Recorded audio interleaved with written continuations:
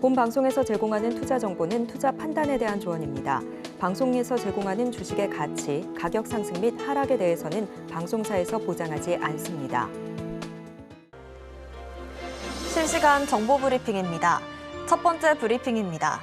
안정적인 월배당에 대한 투자자의 수요가 증가하면서 자산운용사들이 경쟁적으로 커버드콜 ETF를 출시하고 있습니다. 급기야 연간 15% 배당을 목표로 하는 상품까지 출시되는 등 커버드콜 ETF가 몸집을 급격히 키우고 있습니다. 두 번째 브리핑입니다. SK그룹이 배터리 업체 SK온과 SK엠무브를 합병한 후 상장하는 방향으로 가닥을 잡았습니다. 전기차 배터리 업체인 SK오의 IPO 시점이 밀리고 있는 가운데 윤활유 생산업체인 SK엠무브와 합병해 시장에서 높은 기업 가치를 인정받겠다는 전략입니다. 마지막 브리핑입니다. 건강보험 직장 가입자의 연말정산에 따른 건강보험료 변동분이 4월에 적용됩니다. 전년 대비 소득이 증가했다면 더 높은 건강보험료를 내야 해 급여가 일시적으로 감소합니다.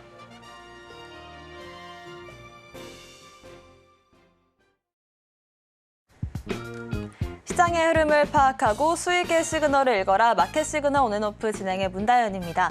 빠르게 변하는 시장 속에서도 수익의 시그널 보내는 종목과 섹터들이 있습니다. 저희와 1시간 동안 그 수익의 시그널들 확인해 보시기 바라겠습니다. 저희 마켓 시그널 온앤오프 두 분의 전문가님들과 함께하고 있습니다. 오늘 정영석 전문가님과는 전반적인 시황을 짚어볼 거고요. 급등하는 섹터들 분석을 해보겠습니다. 또 임상현 전문가님과는 시그널 이슈를 분석해보고 포트폴리오도 함께 고민해 보겠습니다.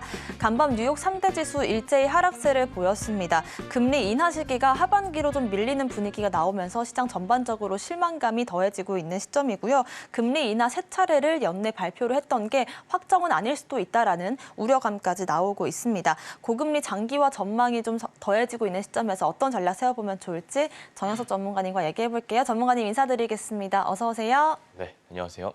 네, 어제 3대 지수 모두 좀 빠지면서 우리 증시도 오랜만에 좀 깊은 음봉을 띄우고 있는데요. 시장 어떻게 보고 계실까요? 네, 우선 뉴욕 증시부터 말씀을 드리겠습니다. 증시를 볼 때는 금리, 상장사 이익 봐야 된다라고 말씀드렸는데 금리에 대한 부분이 또 말썽입니다. 하나하나 말씀드리자면 우선 테슬라 관련된 이슈도 좀 짚고 넘어가야 될 것 같은데 급락했습니다.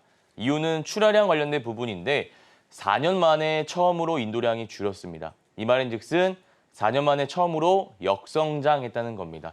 상징적인 부분이죠. 근데 안 좋은 부분이기 때문에 테슬라가 급락을 했고 우리 국내에 상장되어 있는 2차 전지 관련주도 급락하고 있다 보시면 될 것 같습니다. 증시가 안 좋은 요인 하나 짚어드렸고요. 추가적인 이슈는 금리 관련된 부분인데 파월 연준 의장이 기존의 점도표상으로 봤을 때 연내 3차례 정도 인하하겠다라는 이슈가 언론을 통해 나오면서 증시가 환호했었습니다. 그러나 얼마 지나지 않아서 최근에는 금리 인하를 서두를 필요가 없다. 물가에 대한 부분이 안정적으로 변하는 것을 확인해야 된다. 노동에 대한 부분도 확인해야 된다. 이런 언급을 하면서 일시적으로 3대 지수가 좀 꺾이고 있는 모습입니다. 자, 이러한 상황에서 우리가 주목해야 되는 단기 모멘텀은 하나 있습니다. 어제도 제가 말씀드렸지만 5일 고용 보고서 실업률 보셔야 되는데 일반론적으로 봤을 때 고용시장이 좋으면 좋은 거 아니야라고 생각하실 수 있지만 연준의 논리는 다르다라고 말씀드렸습니다. 금리가 높은 수준에 있는데 고용시장의 열기가 식지 않고 여전히 좋다는 것은 연준 입장에서 금리 인하를 서두를 필요가 없다는 것이기 때문에 고용시장이 둔화되어야 된다. 그것이 지표로서 5일에 확인이 되어야 된다. 그래야 증시가 좋아진다라는 말씀을 드리고요. 우리나라 증시 같은 경우에는 코스피랑 코스닥 좀 하락하고 있습니다. 굉장히 많이 하락하고 있어요. 코스피 같은 경우에는 1.32%, 코스닥은 1.64% 하락폭을 점점 키우고 있는데 자, 이러한 시장에서는 우리가 어떤 전략을 세워야 될까요? 구체적인 부분은 일봉 차트 보면서 좀 말씀을 드리겠습니다. 우선 나스닥 보시면 제가 동그라미 부분 이렇게 그려놨습니다. 추세의 지지라인 그려놨는데 이 추세의 지지라인은 이탈하지 않았습니다. 가격적으로 봤을 때는 16,000 라인이 됩니다. 나스닥 기준으로 16,000이 뚫릴지 여부는 5일 고용 보고서에 따라 결정될 것이다라는 말씀을 드리고 S&P 500은 5,200선 아래 꼬리 달리면서 유지했기 때문에 기술적으로는 나쁘지 않으나 나스닥과 마찬가지로 다우도 마찬가지로 5일 고용 보고서를 주목해야 된다라는 말씀 다시 한번 드립니다. 우리나라 같은 경우에는 좋지 못합니다. 보시면 21선에 유지되고 있는데 제가 저번에도 말씀드렸다시피 2,700선이 굉장히 중요한 라인이다. 2,700선 무너지면 더 무너질 수 있다라고 제가 분명히 강조해 드렸고요. 코스닥 같은 경우에도 지금 많이 빠졌는데 900선은 진작에 이탈했고 21선 밑으로 개파락하는 모습을 보일 수가 있습니다. 자, 이러한 시장에서 전략을 어떻게 짜야 되냐? 제가 아까도 말씀드렸는데 정리를 좀 해드리겠습니다. 우리가 3월부터 증시가 걸어온 길을 한번 보자고요. 저 PBR 관련해서 밸류업 프로그램에 대한 기대감이 유효했고 완성차 업체, 유통, 증권, 금융지주사 강했습니다. 다만 지금 주가가 많이 빠지고 있죠. 특별한 악재가 있는 것은 아니고 단기 모멘텀이 이미 다 소비됐기 때문입니다. 단기 모멘텀이라고 하면 스튜어디스십 코드 제정, 국민연금의 밸류업 동참 소식, 이러한 재료들, 장작들이 다 소비가 됐기 때문에 저 PBR 관련주의 수급이 안 몰리는 겁니다. 자, 추가적으로 바이오도 있죠. 바이오 관련해서는 HLB 그룹주, ADC 섹터, 알테오제, ABL 바이오, 레고캠 바이오가 있는데 이 관련주들의 단기 모멘텀이 부재한 상황 속에서 차익 물량이 고가권에서 나오고 있는 상황입니다. 그러나 이 반도체 같은 경우에는 여전히 좋습니다. 삼성전자 기준으로 봤을 때 외국인 투자자, 기관 투자자 3월 22일 기점으로 5.5조 원 합쳐서 들어오고 있습니다. 여전히 강한 추세이기 때문에 우리가 이러한 증시에서 전략을 세운다면 바이오나 저 PBR 테마보다는 반도체, 이 반도체 중에서도 삼성전자, SK하이닉스, 한미반도체, 이수페타시스가 강하기 때문에 반도체를 공략하시는 게 좋다라는 말씀을 드리겠습니다. 네, 간밤 뉴욕 증시에서 테슬라가 5% 가까운 급락세를 보여주면서 증시 전반적으로 타격을 입혔습니다. 여기에 더해서 금리의 이슈까지 더해지면서 시장이 좀 맥을 못 추는 모습이었는데요. 당장에는 5일에 있을 이 고용 보고서 체크를 해보자라는 말씀 참고를 해보시면 좋을 것 같고 국내 증시 같은 경우에는 반도체 쪽으로의 전략들 함께 세워보도록 하겠습니다. 저희는 섹터 분석 시간으로 넘어가 보겠습니다.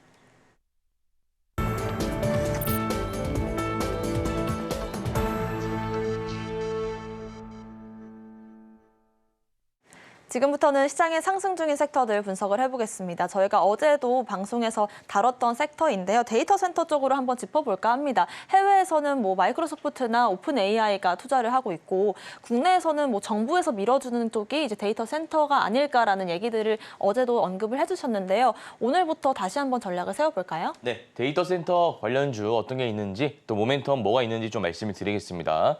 첫 번째 모멘텀은 마이크로소프트와 오픈 AI가 슈퍼컴퓨터, 데이터 센터 추진하고 있죠. 그 계획이 나오자마자 좀 많이 상승하고 있는 모습입니다. 모니터 랩을 필두로 여러 가지 관련주가 움직이고 있는데 사실 이게 왜 중요하냐면 135조 원 정도 되는 규모이기 때문에 이 성능이 슈퍼컴의 250배 정도 됩니다. 그래서 이 인류의 운명을 좌우할 수 있는 부분이기 때문에 중요하다라는 말씀을 드리고 관련주로는 모니터 랩, 한싹, 데이터 솔루션 있는데 이 세 가지 관련주 구체적인 가격 전략 일봉 차트 보면서 좀 잡아드리겠습니다. 우선 모니터 랩부터 보도록 하겠습니다. 모니터 랩 보시면 지금 상승하고 있습니다. 근데 제가 단발성 재료다라고 분명히 말씀을 드렸어요. 단발성 재료입니다. 그렇기 때문에 단발성 재료는 1파하고 끝나는 게 기본적인, 그러니까 상식적으로 봤을 때 1파 이후에 끝나는 게 맞는데 지금 이렇게 많이 오르는 이유는, 그러니까 1파가 길어지는 이유는 코스닥 기준으로 주도 섹터가 없기 때문입니다. 아까 제가 시황 부분 말씀드릴 때 강조해 드렸지만 바이오 섹터 빠지고 있죠. 신규 상장 빠지고 있습니다.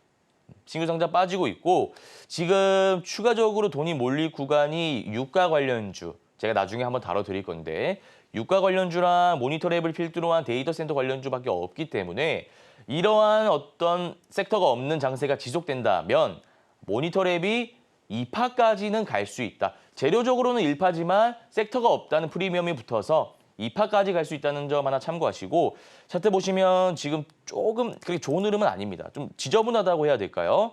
윗꼬리 달린 유성형 캔들이 나왔다가 이 윗꼬리를 메우는 양봉이 나오고 있는데 제가 여기서 하나 패턴 세워드리자면 양,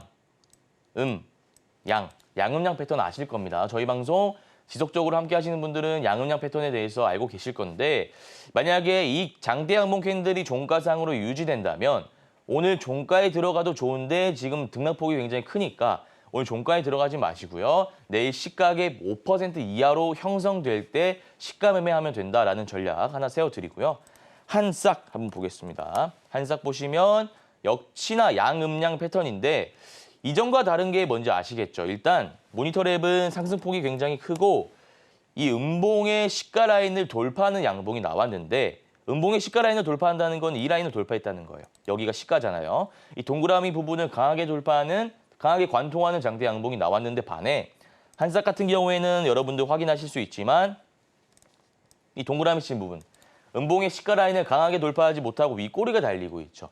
이러면 이 종목은 패스하는 게 좋다는 겁니다. 우리가 뭐 대장, 부대장 논리에 따라서 나중에 대장주인 모니터랩이 많이 오를 때 한 짝을 매매할 수 있겠습니다만 우리가 단기 트레이딩 관점에서 지금 한 짝을 공략하는 건 무리가 있다라는 말씀을 드리고 마지막으로 데이터 솔루션 한번 보도록 하겠습니다. 데이터 솔루션 보면은 음봉 전환했습니다. 3등주라는 것인데 사실 이 종목 역시도 공략하기 힘듭니다. 다만 이 데이터 센터와 같은 단발성 재료를 가진 섹터들은 이런 특성을 가지고 있어요.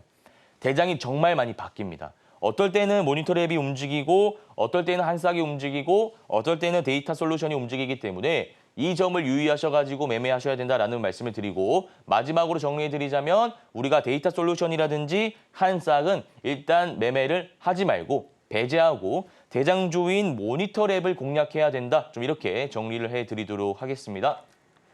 네, 데이터 센터 관련해서는 새로운 좀 모멘텀이 필요한 시점이다라는 점들을 짚어주셨고요. 차트가 다소 지저분한 양상을 보이는 종목들도 있기 때문에 방금 제시해주신 가격적인 전략들 참고하셔서 매매해보시면 좋을 것 같습니다. 두 번째 섹터로는 해운 섹터 짚어볼 텐데요. 사실 작년부터 한 번씩 이슈가 있었지만 지속적인 상승세는 좀 제한적이었던 것 같습니다. 사실 이번에 이렇게 오늘 상승을 보인 것도 미국의 볼티모어항 붕괴 소식 속에서 반사 이익을 받은 걸로 보이는데 이번에도 좀 단기적인 이슈로 접근을 해야 될지 아니면 올해는 좀 다른 퍼포먼스를 해운주들이 보여줄 수 있을까요? 네, 해운주 좀 말씀을 드리겠습니다. 모멘텀 좀 짚어보자면 볼티모어항이 교량이 붕괴가 됐습니다. 붕괴가 됐고 그래서 막 선박이랑 차량이 떨어지면서 피해가 좀 큰 것으로 알고 있는데 이게 항로 재개통에 몇 주 걸린다는 소식이 나오면서 해운주가 움직이고 있다 하나 보시면 되고요. 추가적으로 수에즈 운하에 전쟁이 지금 일어나고 있죠. 중동 관련된 전쟁이 있고 파나마에서는 가뭄이 일어나고 있고 그러니까 여기가 이제 급소입니다. 이 급소를 찔렸기 때문에 이 글로벌 해상물류에 차질이 벌어지고 있다는 이슈도 하나 체크해 주시면 될 것 같다라는 말씀을 드리고요. 구체적인 관련주 가격 전략은 역시나 일봉 차트 보면서 좀 말씀을 드리겠습니다. 보시면 자, 이렇게 볼게요. 흥하여운이 일단 대장입니다. 흥하여운이 대장인데 여러분들 좀 의문점을 가지실 것 같아요. 아니 이슈가 이전부터 똑같은 이슈가 나왔잖아요. 여러분들 볼티모어항 이 교량이 붕괴된 거는 오늘 이슈가 아닙니다. 이미 제가 한 일주 전에 말씀드렸던 이슈입니다. 근데 왜 이슈가 다시 나오면서 주가가 25% 가까이 급등할까요? 시장의 주도 섹터가 부재한 상황이기 때문에 그렇습니다. 제가 아까 데이터 센터도 말씀드렸죠. 재료는 일파인데 시장에 섹터가 없으니까 순환매 관점에서 봤을 때 2파까지 갈 수 있다. 마찬가지예요. 흥하해운도 대한해운도 마찬가지로 해운 섹터인데 이슈가 이전에 나왔던 이슈인데 지금 주도 섹터가 없기 때문에 수급이 여기로 몰리는 거다 보시면 되고 우리가 단기 트레이딩 관점에서 들어간다면 사실 이 흥하해운 같은 경우에는 좀 까다롭습니다. 오늘 굉장히 많이 올랐고 흥하해운 보면 1파 이후에 끝납니다. 1파 이후에 끝나기 때문에 우리가 공략을 한다면 차라리 좀 가벼운 흥하해운은 좀 무겁습니다. 전일 기준으로 시가총액이 6,900억이고 오늘 상승분까지 반영을 한다면 시가총액이 더 올라가겠죠. 무거운 종목이기 때문에 우리가 섹터 나눠봤을 때 데이터 센터를 차라리 지금 상황에서는 공략하는 게 더 합리적인 매매가 아닌가 하는 생각 들고요. 대한해운도 좀 보자면 흥하해운보다는 많이 오르지 않았어요. 다만 차트적으로 봤을 때 앞에 매집봉 하나 띄워놨고 지금 장기 이평선 뚫지 못하는 상황입니다.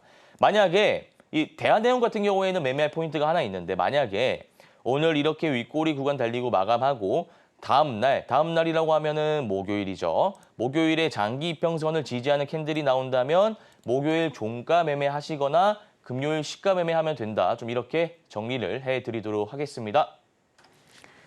사실상 오늘의 이 해운주 섹터들이 그렇게까지 파격적인 모멘텀이 아님에도 불구하고 상승을 이렇게까지 보이는 건 지금 당장의 시장을 주도할 만한 섹터가 부재하기 때문이다라는 분석을 해주셨습니다. 그렇기 때문에 지금 당장에 어떤 섹터들을 다음 주도 섹터로서 잡아보면 좋을지에 대한 전략들 함께 세워보는 게 중요할 것 같습니다.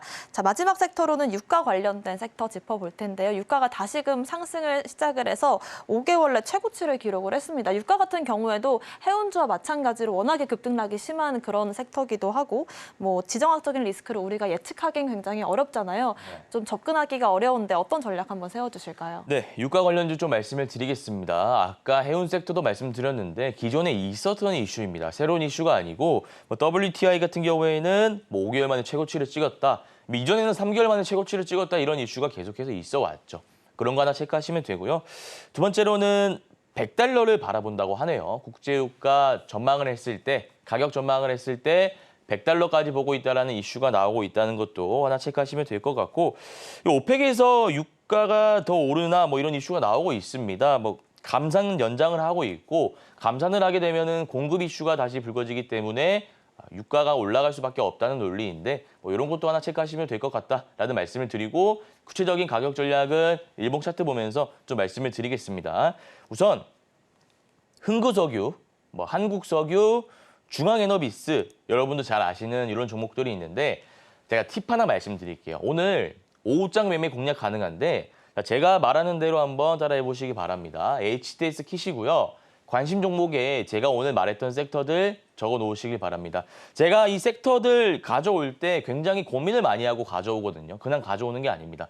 오늘 오후장에, 오전장에 어떤 섹터에 돈이 몰리고 어떤 섹터에 돈이 몰릴 것인지 예측해서 제가 가져오는 것인데 아까 제가 해운 섹터랑 데이터 센터 섹터 말씀드렸죠. 대장주만 관심 종목에 편입을 하시는 거예요. 그러면 어떤 종목을 편입해야 될까요? 모니터랩, 흥하해운, 그다음에 흥구석유 이 세 가지 편입을 하시는 겁니다. 자, 그러면 우리가 흥구석유를 매매할 건데 모니터랩과 흥하해운을 왜 관심 종목에 편입하나요? 라고 물어보실 수 있는데 간단하죠.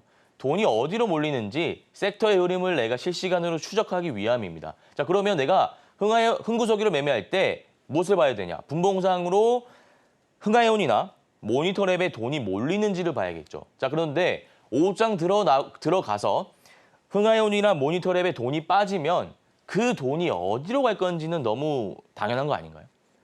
흥구석유겠죠. 자, 그러면 분봉 차트 보면서 이제 가격 전략을 세울 수 있다는 겁니다. 지금 10분봉을 띄워봤을 때 이런 패턴이 그려집니다.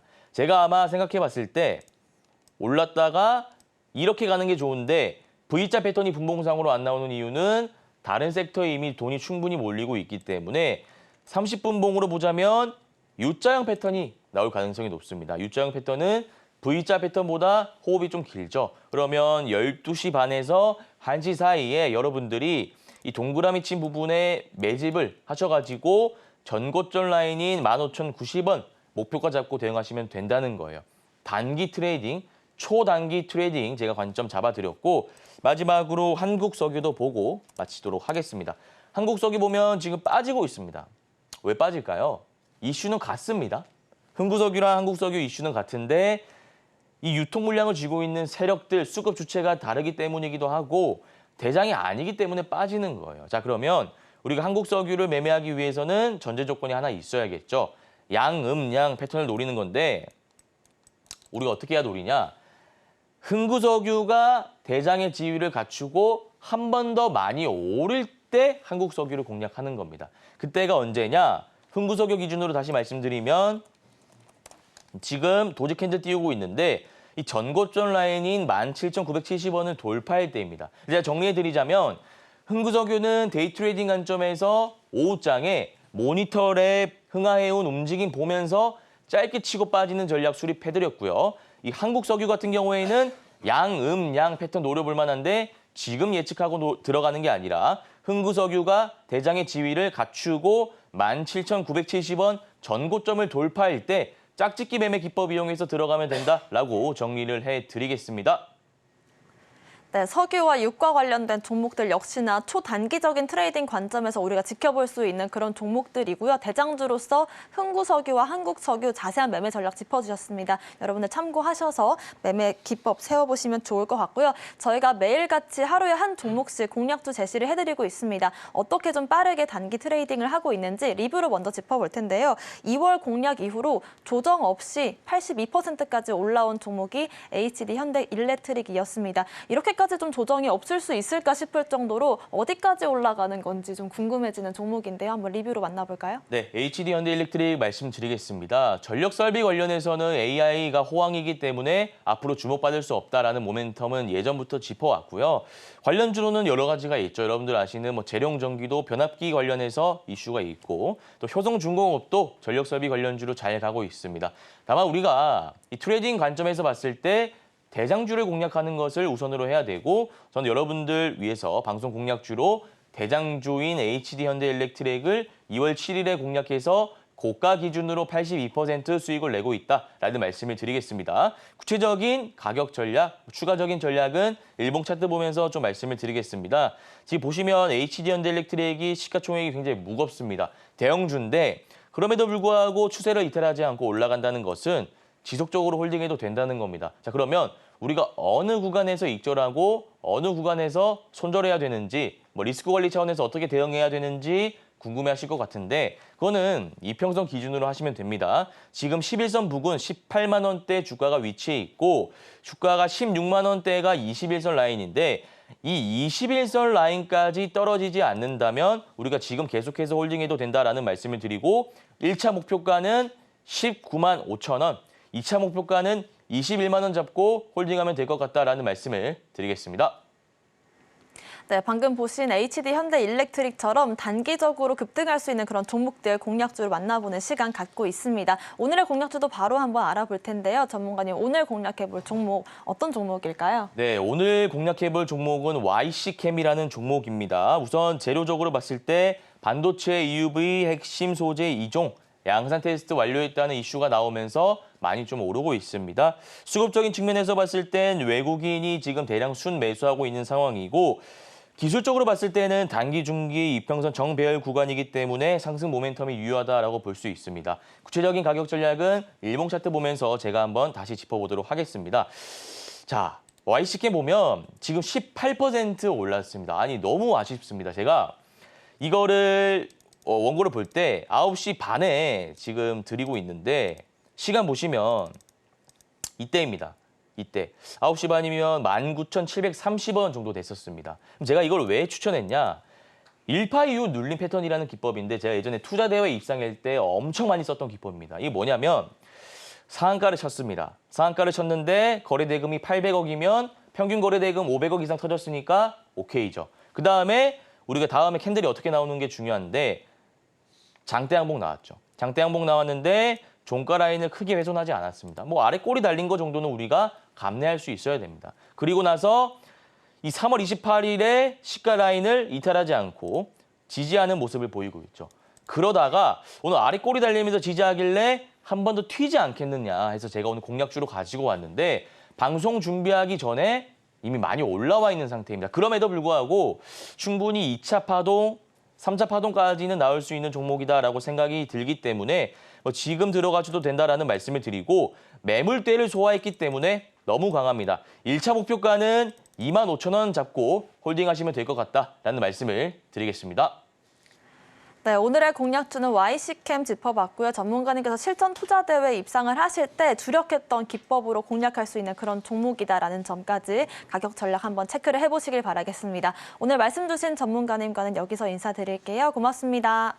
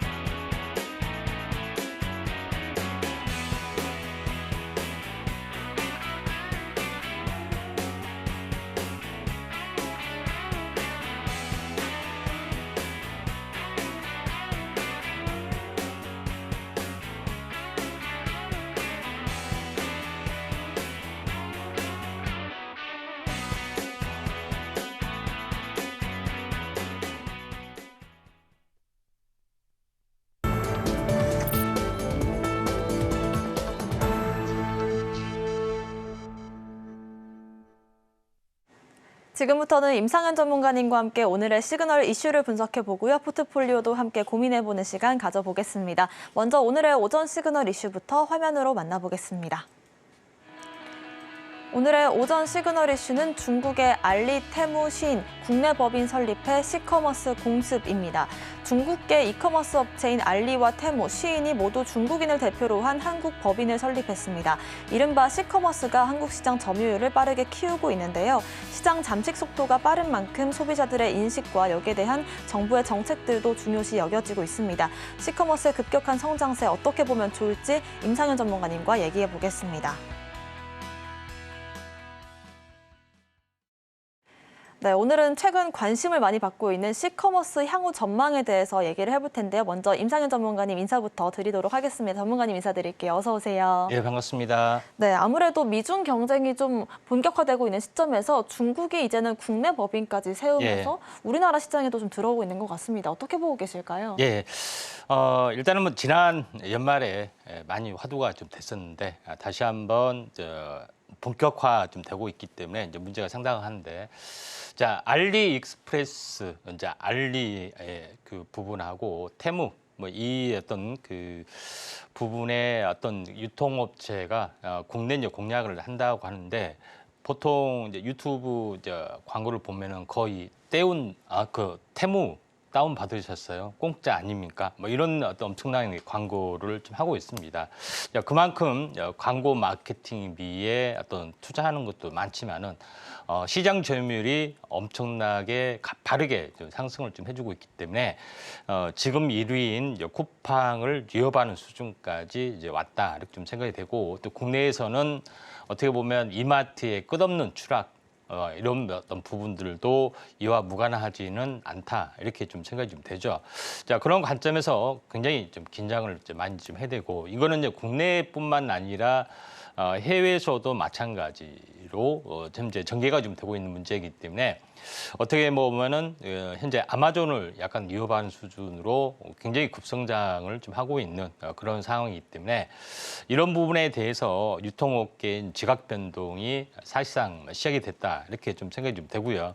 자, 그런 관점에서 보면은 미국과 이제 EU, 이제 국내에는 약간 눈치만 보고 있죠. 왜냐하면 중국과 관계가 있기 때문에. 그렇지만은 미국과 EU 같은 경우는 각종 제재 법안, 관세, 보호 조치 이런 부분들을 굉장히 강화하려는 움직임들이 이제 펼쳐지고 있다 이렇게 좀 생각이 좀 되기 때문에 이런 관점에서 약간 어느 정도는 진정이 되고 있겠지만은 큰 사이클로 보면은 지속적으로 어떻게 보면 성장할 수밖에 없는 그런 상황인데, 알리하고 어떻게 보면은 그 테무 뭐 부분들은 중국의 모기업, 이게 알리 같은 경우는 알리바바 마인 회장이 어떻게 보면은 소리 없이 사라졌죠. 그래서 약간 절반은 국영 기업화 좀 되고 있고, 알리바바의 어떻게 보면은 유통망을 좀 장악하는 부분이다 이렇게 좀 생각이 되고, 또 테무는 우리가 알고 있는 탄덴츠 그룹, 이 부분의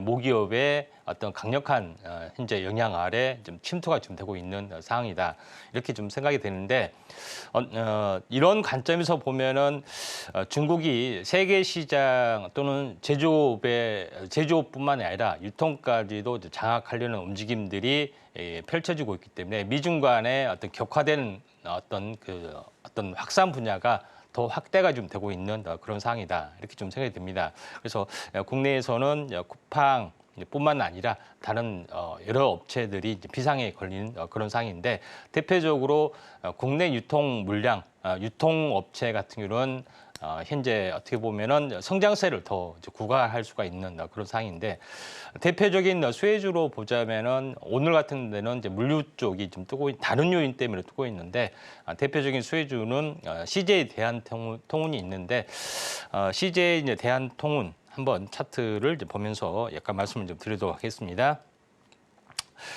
일단 뭐 수혜주 개념은 없는 거고요. 하게 되면은 뭐 전자결제 테마가 좀 수혜주가 되는 거고, 이 물량을 받아서 하는 어떤 물류 쪽이죠. CJ 대한통운, 한진, 이런 부분이 좀 되겠습니다. 작년 연말에 한번 크게 이제 이슈가 좀 돼서 크게 급등을 했다가 지금 다소 소강 상태를 약간 보여주고 있지만은 다시 한번 상승 리바운딩이 좀 될 수 있는 가능성들이 상당히 많이 있다. 이렇게 좀 생각이 좀 되고요.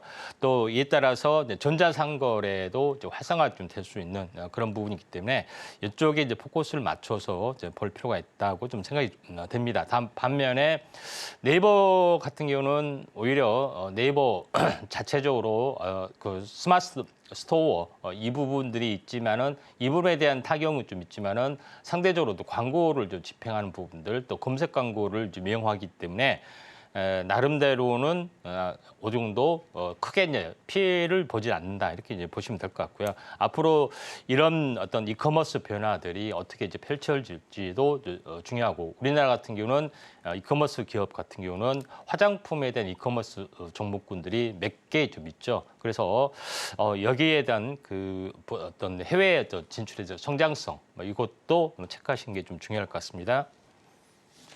네, 지금의 이 시커머스 관련된 이슈로 인해서 국내에서 쿠팡 같은 이런 유통업체들이 어떻게 대응을 할 것인지도 지켜보시고 또 수혜주로서 우리가 부각을 할 수 있는 물류 관련된 종목들이라든지 화장품이나 이커머스 쪽으로 어떤 종목들과 기업들이 수혜를 받을지 함께 체크를 해보시길 바라겠습니다. 저희 종목 이야기 해볼 텐데요. 첫 번째 종목으로는 TLB 짚어보겠습니다. 최근 낸드의 반격이다라는 얘기들이 나오고 있는 시점입니다. SSD 모듈 PCB를 주력으로 하는 기업인데요. 앞으로의 전망 어떻게 좀 보고 계실까요? 지금 어떻게 보면은 대부분이 HBM에 거의 꽂혀 있어가지고 HM 위주로만 어떤 그 상승을 해주고 있는데 나머지 부분들은 거의 다 소외되어 있습니다. 전공정 업체라든가 아니면 디램 업체, 뭐 랜드 업체 이 부분들이 소외되는데 순환매가 한번 나올 줄 것 같습니다. TLB 부분들이 그 핵심적인 그 내용들은 메모리 모듈, 그다음에 메모리 모듈 하고 보통 이제 메모리는 디램하고 현재 랜드 플래시 두 가지로 나누어지죠. 근데 이 메모리 모듈 관련된 부분들, 그다음에 랜드 플래시는 HDD에서 지금은 SSD로 바뀌었죠. 그래서 SSD에 대한 그 모듈에 들어가는 PCB 기판을 만듭니다. 실제 이제 이거를 하기 때문에 근데 여기에 대한 성장성이 약간 높아질 수밖에 없지 않느냐 이렇게 좀 생각이 되는데 TLB 같은 경우는 PC 기판을 멀티 기판이죠. 다층 기판도 기술을 좀 가지고 있는데 메모리에 거의 특화된 어떤 그런 요인들이 해당이 되는데 지금 SSD도 지금 현재 AI 쪽에 또 흐름이 워낙 좋기 때문에 서버용, 그다음에 데이터 센터용, 기업용 이런 부분이 폭발적으로 성장하기 직전의 단계입니다. 턴어라운딩이 좀 단계고요.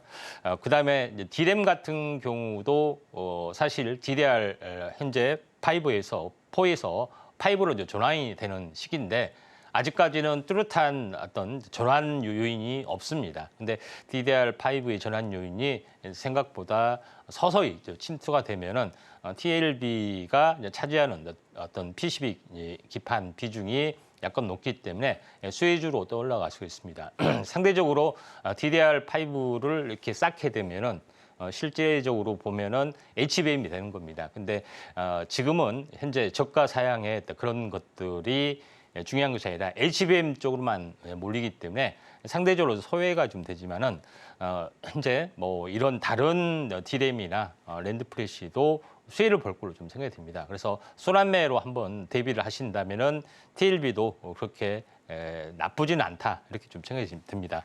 차트를 좀 보면서 약간 말씀을 좀 들어보면은 자 여기서 보면은 TLB는 장기적으로 이제 박스권을 이렇게 보여주고 좀 있는 상황이 좀 되고요. HBM에서 전혀 소외가 좀 되는 그런 상황인데 최근의 움직임이 상당히 좀 좋은 부분이 있습니다. 급락하고 다시 한번 최근에 한 달 전에 급등을 했다가 장이 안 좋아서 조정 보였다가 다시 한번 최근에 며칠 사이에 이렇게 움직여주고 있죠. 그래서 소외됐던 반도체 업종을 만약에 궁금하게 생각하신다면은 이쪽에 포커스를 HBM 대신에 DDR5 뭐 이쪽 부분에 포커스를 맞춘다면 PCB 기판 업체 부분들 한번 참고하시기 바랍니다.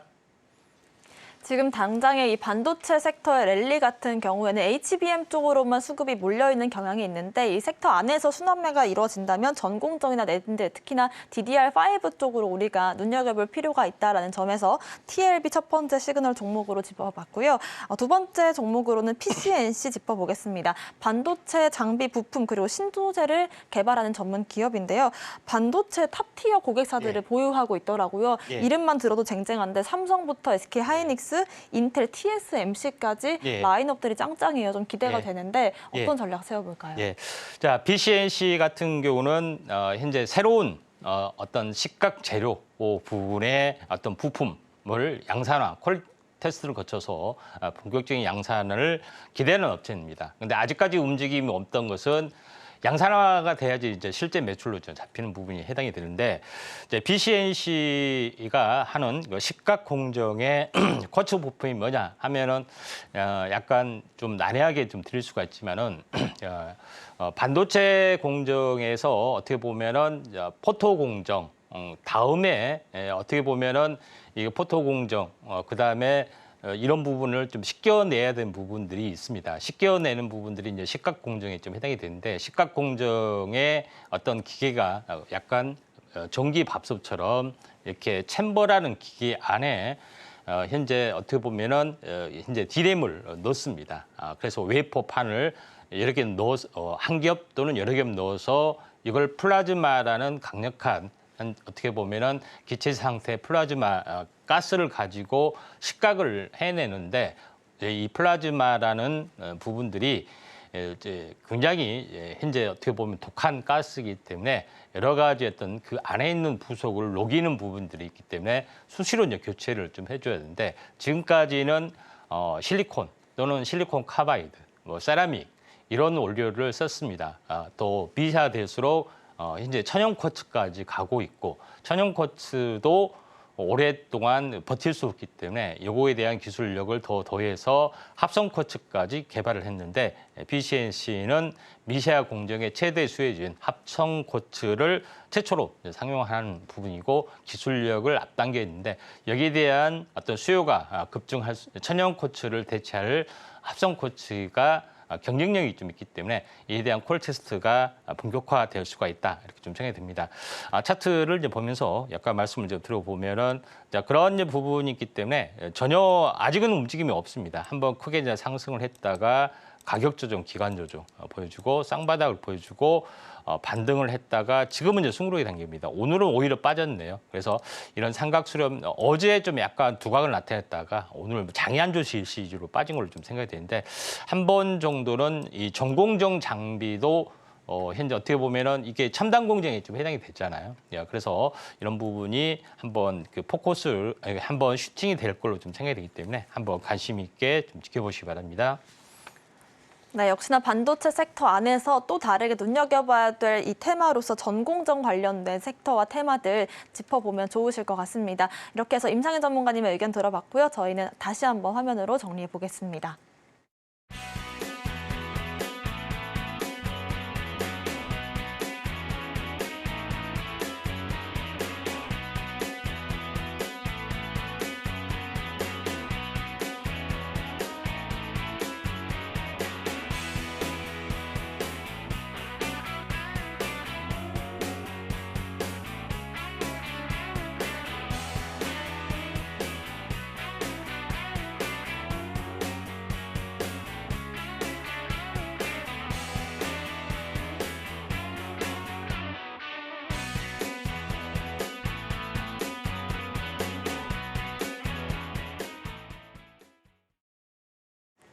지금부터는 임상현 전문가님의 공략주 들어보는 시간 가져보겠습니다. 전문가님과 함께 오늘 공략해볼 섹터가 어딘지부터 한번 짚어보도록 할게요. 오늘 공략해볼 종목 어떤 섹터에서 좀 선정해 주셨을까요?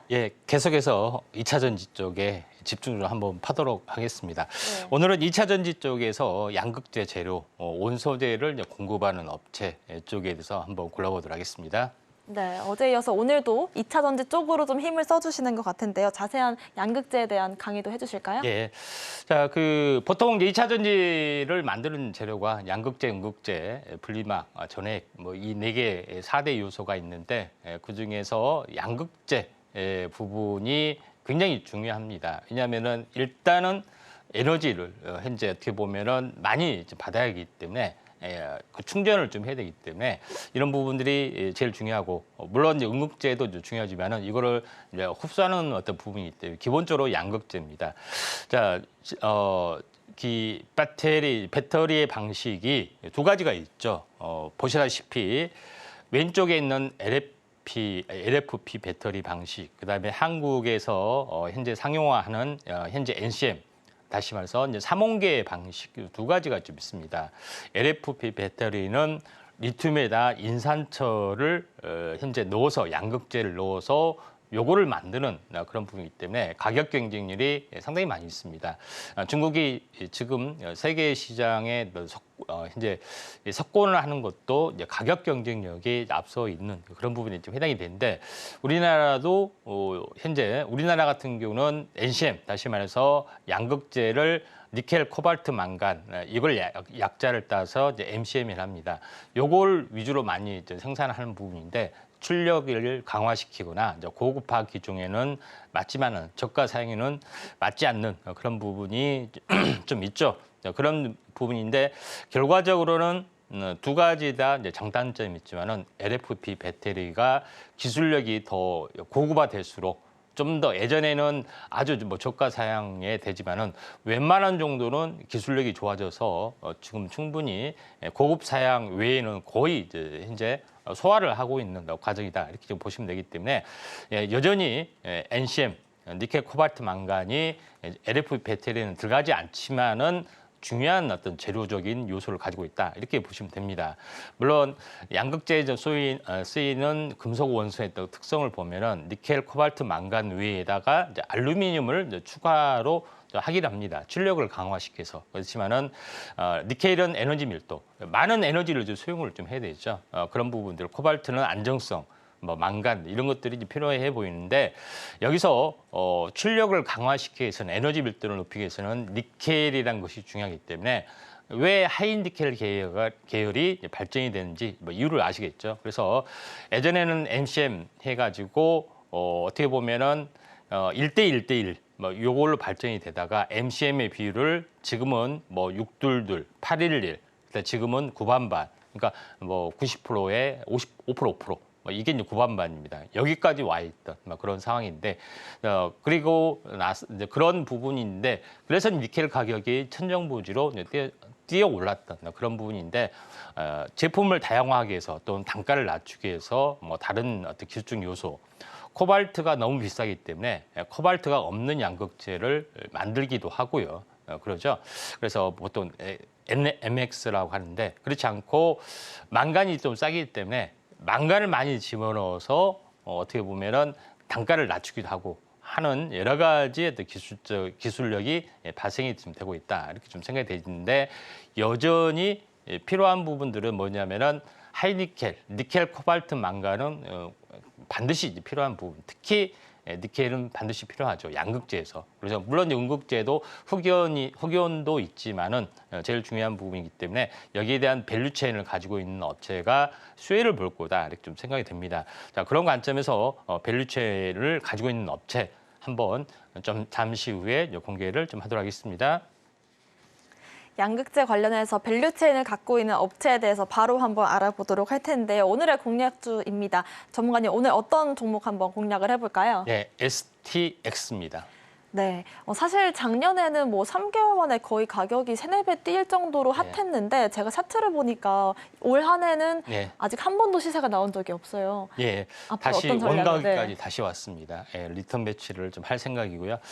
자, STX를 보시면은 현재 STX는 중공업주, 특히 조선주의 계열사로 현재 지주회사라고 있는데 지주회사가 해체되기 때문에 이름만 같이 씁니다.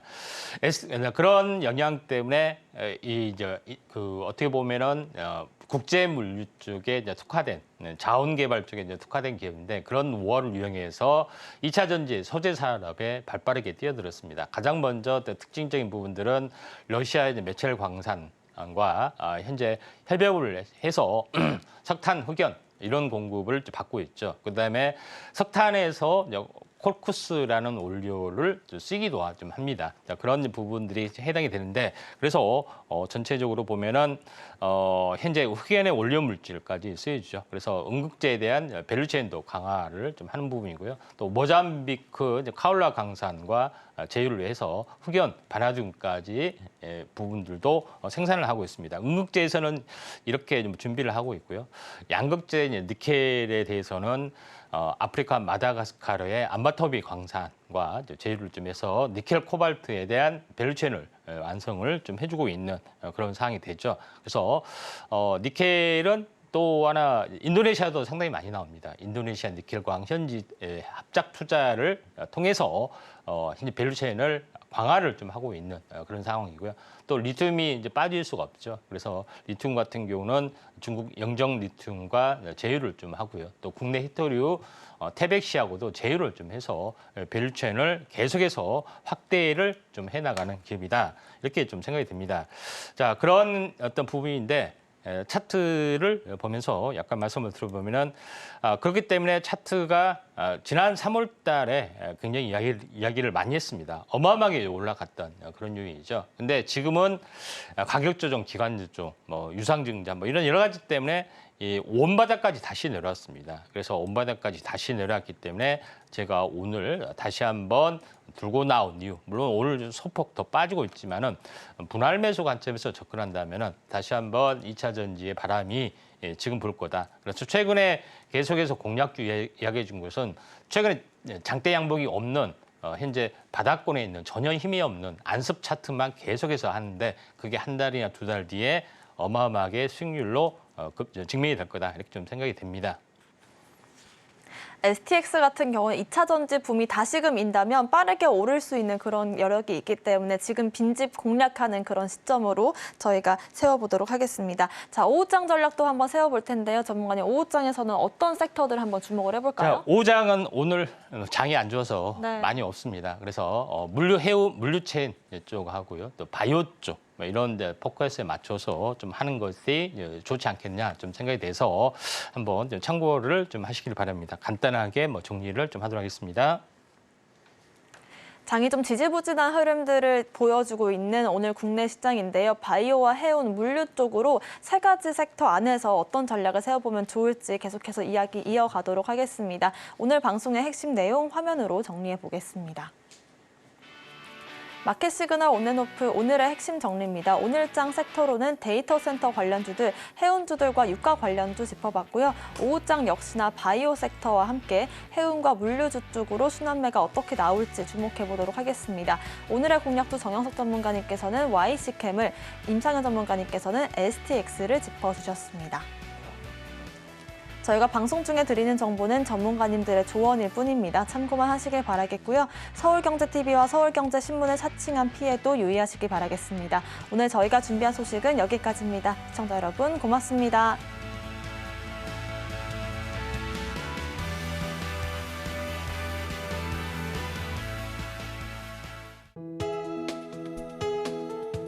본 방송에서 제공하는 투자 정보는 투자 판단에 대한 조언입니다. 방송에서 제공하는 주식의 가치, 가격 상승 및 하락에 대해서는 방송사에서 보장하지 않습니다.